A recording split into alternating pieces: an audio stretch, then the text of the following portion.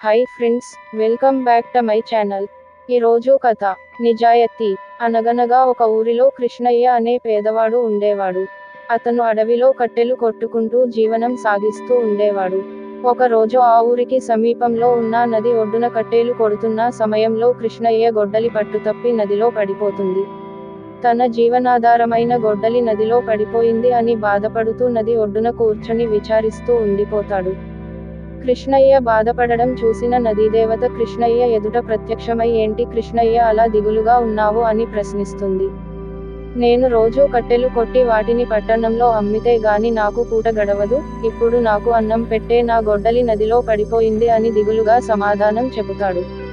దీంతో నదీదేవత నదిలో నుంచి ఒక బంగారు గొడ్డలిని తీసి ఇదేనా కృష్ణయ్య నీ గొడ్డలి అని ప్రశ్నిస్తుంది. కాదు అని సమాధానం చెబుతాడు కృష్ణయ్య. మళ్ళీ ఒక వెండి గొడ్డలిని తీసి ఇదేనా అని అడుగుతుంది. మళ్ళీ ఆ గొడ్డలి కూడా తనది కాదని చెప్తాడు కృష్ణయ్య. మళ్ళీ తను పోగొట్టుకున్న ఇనుప గొడ్డలిని చూపిస్తూ ఇదేనా నే గొడ్డలి అని ప్రశ్నించగా తన గొడ్డలిని చూసిన కృష్ణయ్య మిక్కిలి సంతోషించి అదే తన గొడ్డలి అని అంటాడు.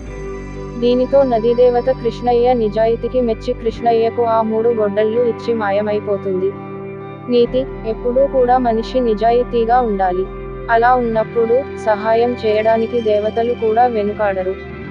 Please like, share and subscribe to my channel. Thanks for watching.